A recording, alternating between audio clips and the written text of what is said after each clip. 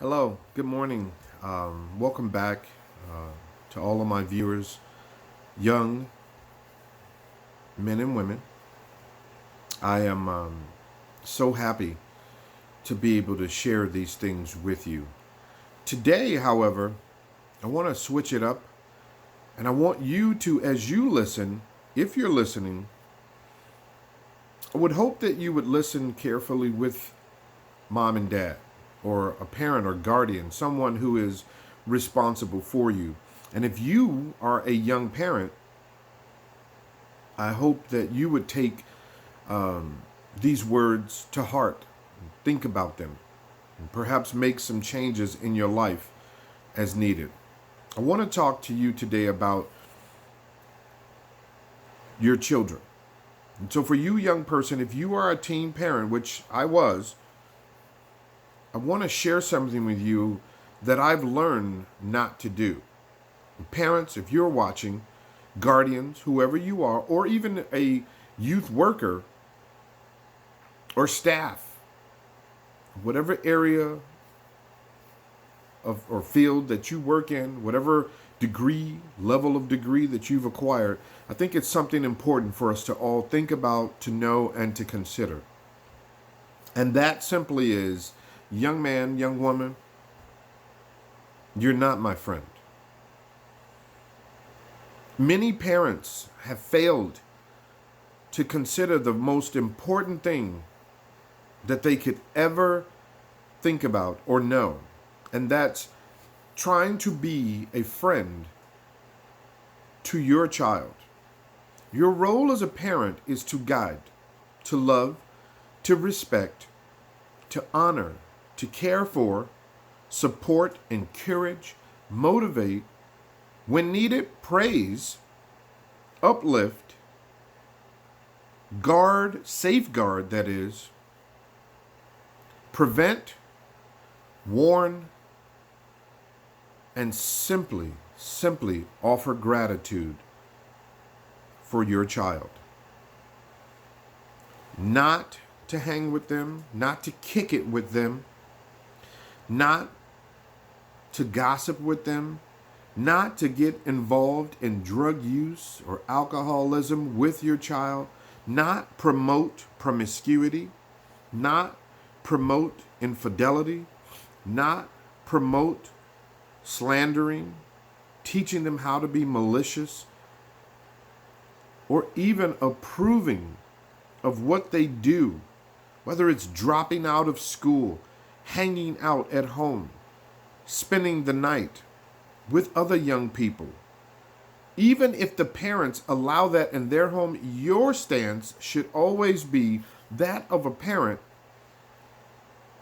who has no tolerance for disobedience, no tolerance for disrespect, no tolerance for unruly behavior and violation of the rules that you've set in your home, which should be honorable rules, which should be noble rules, rules worth following, rules worth building on a foundation where your son or daughter understands, not in my home.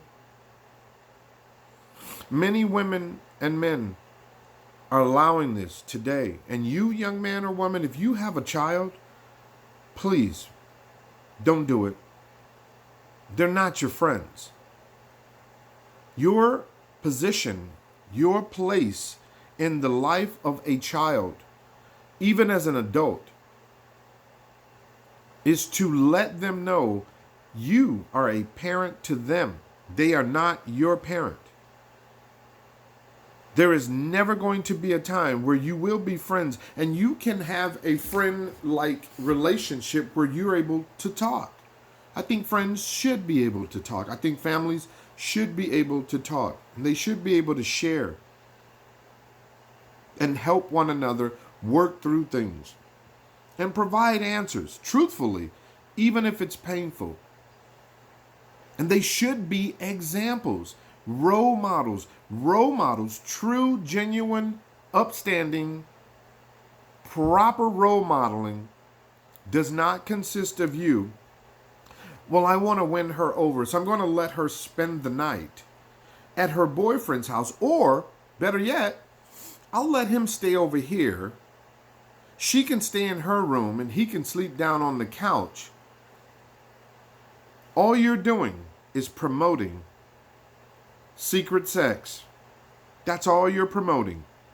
Young people, you know what I'm talking about. I remember my dad allowing me to spend the night, or rather my ex-girlfriend, who later became my wife, who later became the mother of two of my children.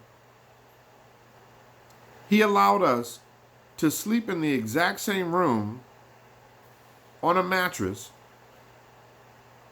and that was the worst thing that he could have ever done, because we were going to have sex. And we were going to creep as often as we could. My mom, who just like my father are both gone, I missed them dearly, but they didn't make the best choices all the time. They were not horrible parents. They just weren't the best. Neither am I. And we make choices, and I'm learning from those mistakes. My mom allowed me one time to spend the night at my sister's house with a girl, and my sister also permitted it.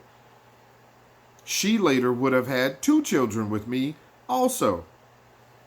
Oh, there was going to be sex. And stop playing, parents. They are not your friends. They have no business being in your house, sitting on your couch, hugged up, and they're not married and they're teenagers. When they're adults, they can get their own place. They can hold hands at their own place. And I know that some of you may not agree with that. Good for you, because we live in a culture, we live in a world where everybody's allowed to do whatever they want and there are no consequences. Yet when our teenage daughter or our teenage son comes home with a mysterious sexually transmitted infection or pregnant with twins, we want them to abort the baby. Now we're promoting murder. Now we're promoting elimination of the family, of a human being. We want to drink with them, give them just a little taste at their graduation, but we have a problem when they're drinking and stealing from us because of heroin use and marijuana use and cocaine use and whatever the situation might be. They're not your friends. We have signs posted all over the world. Friends don't let friends drive drunk. Parents don't get drunk with their kids. No, I don't think any substance, drug, or alcohol abuse is good. In fact, my personal opinion is we don't need those things. Happiness, contentment, peace should come from within. But your children, parents, they're not your friends. And they don't need to be allowed to use profanity in your presence.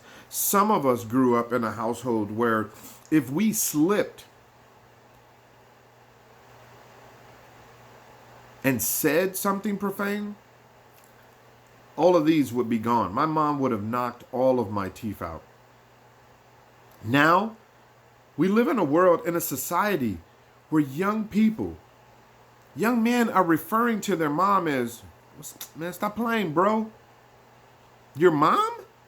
There are kids calling their mom by their first name.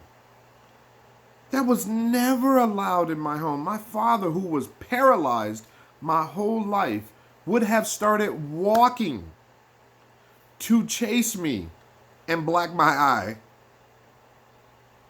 He wasn't abusive, I'm just kidding, but he would have went after me How dare I call him by his first name, which is actually the same as mine? There was nothing funny about that.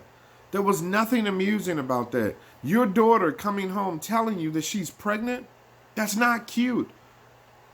You wanting to have a baby shower and celebrate this, that's not fun. That's not cute. Their lives are going to be put on hold. There are going to be so many things that they could have experienced as a child, but you thought that was cute? You thought it was okay to dress like your daughter. Oh, it's okay. She's got the body that you wanted. So, hey, you can wear thongs, young lady. Son, you guys look so cute together. When am I going to have a grandbaby? He's 15. He's not married. It was okay for his father to leave you.